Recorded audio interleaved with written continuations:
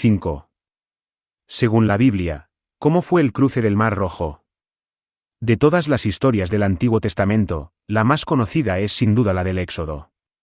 Cuenta la Biblia que los israelitas lograron escapar de Egipto bajo la guía de Moisés, mientras el faraón y su ejército trataban inútilmente de alcanzarlos. Algunos conocen el relato por haberlo leído en la Biblia. Otros, porque lo aprendieron en el catecismo.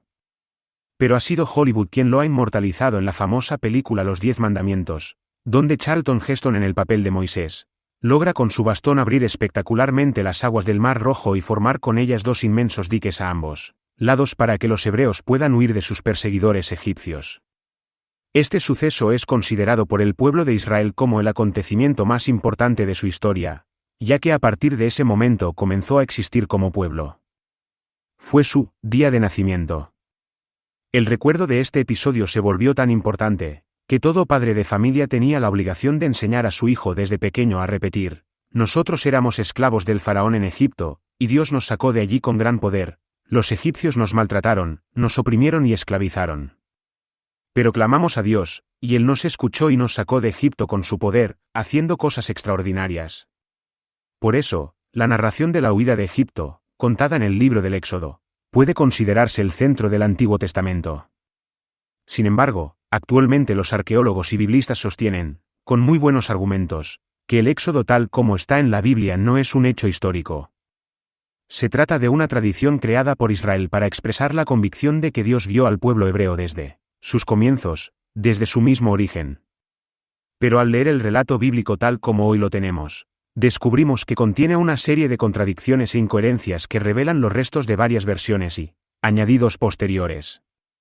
Concretamente, ¿qué podemos sacar en limpio del texto bíblico sobre lo que sucedió aquella noche?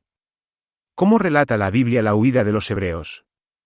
La narración se encuentra en el capítulo 14 del libro del Éxodo, y comienza diciendo: cuando anunciaron al rey de Egipto que el pueblo de Israel había huido, el faraón y su gente dijeron: ¿qué hemos hecho? Dejamos ir a los israelitas y ya no serán nuestros servidores. El faraón entonces hizo preparar su carro y partió con su tropa. Tomó 600 carros, todos los carros de Egipto, junto con sus guerreros. Vemos aquí que el faraón sale a buscar a los hebreos únicamente con los carros y sus guerreros. Pero a continuación añade: los egipcios, es decir, todos los carros, los caballos, los jinetes y el ejército del faraón, los persiguieron y los alcanzaron junto al mar. Ahora parece que, además de los carros, también salió en persecución la caballería con sus jinetes, y toda la infantería. El relato continúa diciendo: al ver al faraón detrás de ellos, los israelitas sintieron mucho miedo y clamaron a Yahvé. Pero Moisés dijo al pueblo: no se asusten, quédense tranquilos y vean cómo Yahvé los salva hoy. Miren a esos egipcios a los que nunca más volverán a ver. Yahvé peleará por ustedes, y ustedes solamente mirarán. Moisés les anuncia, pues, que ellos no tendrán que hacer nada para vencer a los egipcios, solo mirar. Pero luego el texto dice: Yahvé entonces dijo a Moisés: levanta tu bastón. Extiende tu mano sobre el mar y divídelo para que los israelitas pasen por el medio sin mojarse. Ahora resulta que no basta con mirar, sino que tienen que escapar cruzando el mar. Y añade: yo, mientras tanto, haré que los egipcios salgan a perseguirlos a ustedes. Una nueva incoherencia, pues desde hace rato los egipcios salieron a perseguirlos, y ya se encuentran detrás de ellos. Sigamos leyendo: el ángel de Yahvé, que iba delante del ejército de Israel, cambió de lugar y se puso atrás. También la columna de nube que iba adelante se colocó detrás, poniéndose entre el campamento de los israelitas y el campamento de los egipcios. Para unos, la nube fue tinieblas, y para otros, luz en la noche, y no permitió que se acercaran los unos a los otros durante la noche. Se trata de una información extraña. Para que el ángel de Yahvé y la columna de nube se interponen entre ambos ejércitos, cuando Dios está por abrir las aguas para salvarlos. El relato sigue: Moisés extendió su mano sobre el mar, y Yahvé hizo soplar durante toda la noche un fuerte viento del este que secó el mar. Según esto, el mar se secó y desapareció. Pero el texto añade: y se dividieron las aguas. ¿Cuáles aguas, si ya se habían secado? Al parecer continuaban allí, porque el texto agrega: los israelitas pasaron en seco por medio del mar. Las aguas les hacían de murallas a la izquierda y a la derecha. Los egipcios se lanzaron a perseguirlos, Y todo el ejército del faraón entró en medio del mar con sus carros y caballos. A la madrugada miró Yahvé a través de la columna de fuego y humo hacia el campamento de los egipcios, y sembró allí la confusión. Pero el ejército egipcio ya se había lanzado hacia el mar, ¿cómo es que todavía sigue en el campamento? Yahvé atascó las ruedas de sus carros, que no podían avanzar sino con gran dificultad. Entonces los egipcios dijeron, huyamos, porque Yahvé pelea a favor de Israel y contra nosotros. Pero Yahvé dijo a Moisés, extiende tu mano sobre el mar, y las aguas volverán sobre los egipcios, sobre sus carros y sus caballos. Moisés extendió su mano sobre el mar. Y al amanecer, el mar volvió a su lugar. ¿Al amanecer? Dios había dicho que las aguas volverían cuando Moisés extendiera su mano. Si volvieron al amanecer, el ejército egipcio tuvo mucho tiempo para escapar. De modo que los egipcios, al querer huir, se toparon con el mar. ¿Cómo que se toparon con el mar, si ya se habían metido en él? Así arrojó Yahvé a los egipcios en medio del mar. Pues al volver las aguas cubrieron los carros, los jinetes y todo el ejército del faraón que había entrado en el mar, persiguiéndolos, no se escapó ni uno solo. Pero los israelitas pasaron sin mojarse por el medio del mar, las aguas les hicieron de murallas a derecha e izquierda. Aquel día Yahvé libró a Israel del poder de los egipcios. Israel contempló a los egipcios muertos en la orilla del mar. Y al ver las maravillas que hizo Yahvé, el pueblo creyó en Yahvé, y en Moisés su siervo.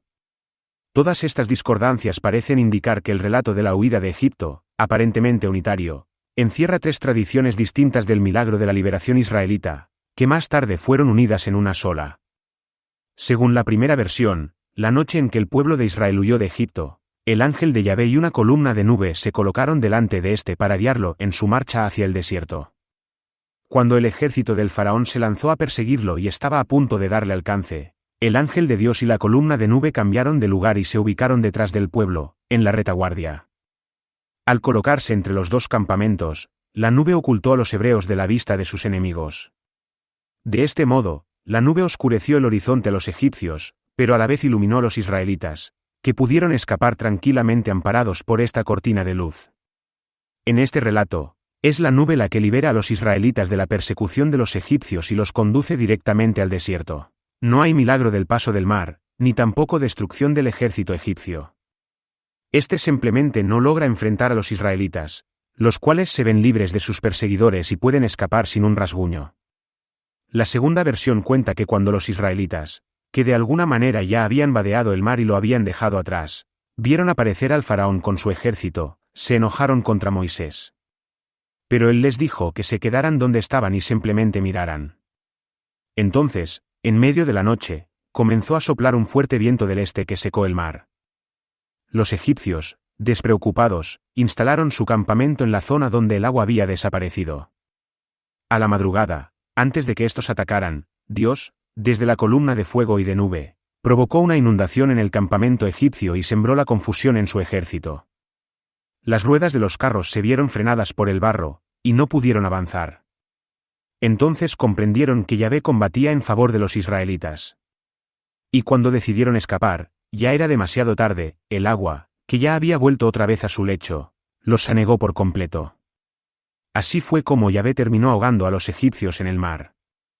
Este segundo relato tampoco habla de un cruce milagroso del mar. Los hebreos simplemente miran desde su campamento, situado más allá del mar, sin moverse para nada.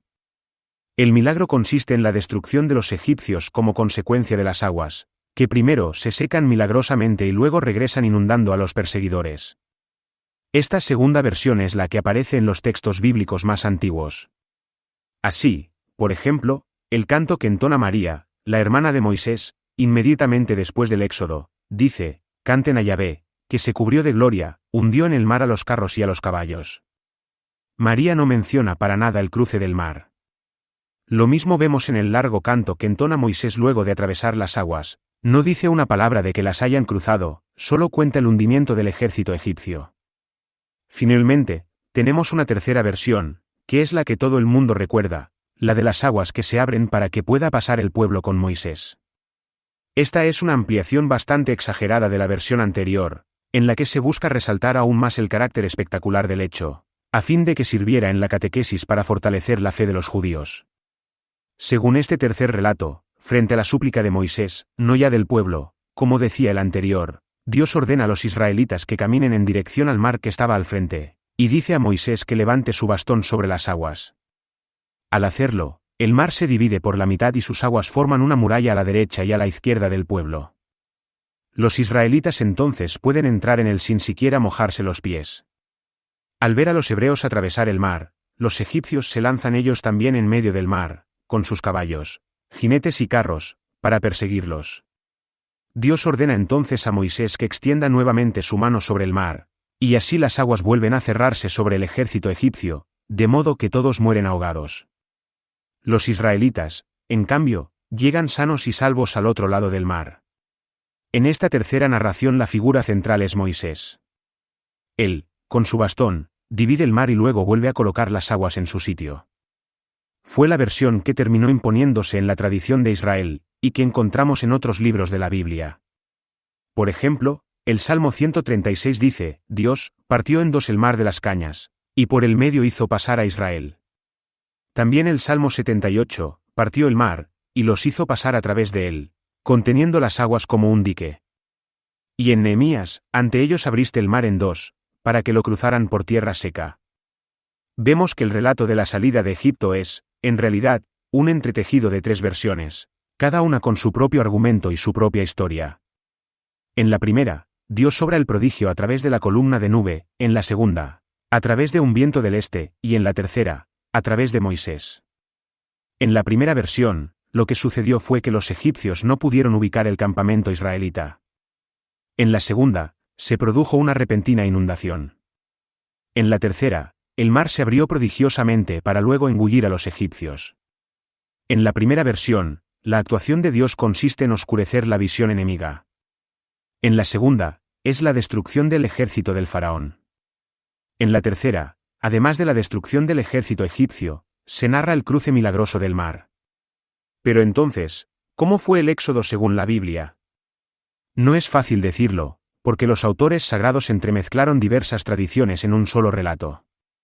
Lo que les importaba era mostrar cómo Dios protegió desde un comienzo a su pueblo, con infinito cuidado. Algunos biblistas suponen que detrás de estas tradiciones pudo haber habido un acontecimiento histórico, y sobre esa base tratan de deducir lo que realmente habría pasado.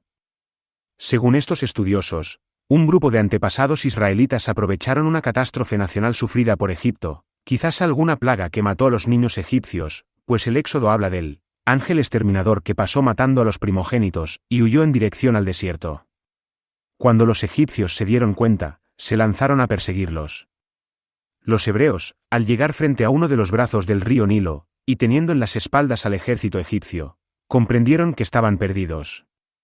Pero en ese momento sucedió un hecho natural extraño. ¿Qué fue?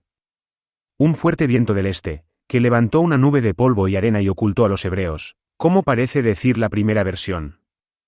Los hombres del faraón entraron en una zona pantanosa y se atascaron los carros, como parece decir la segunda versión.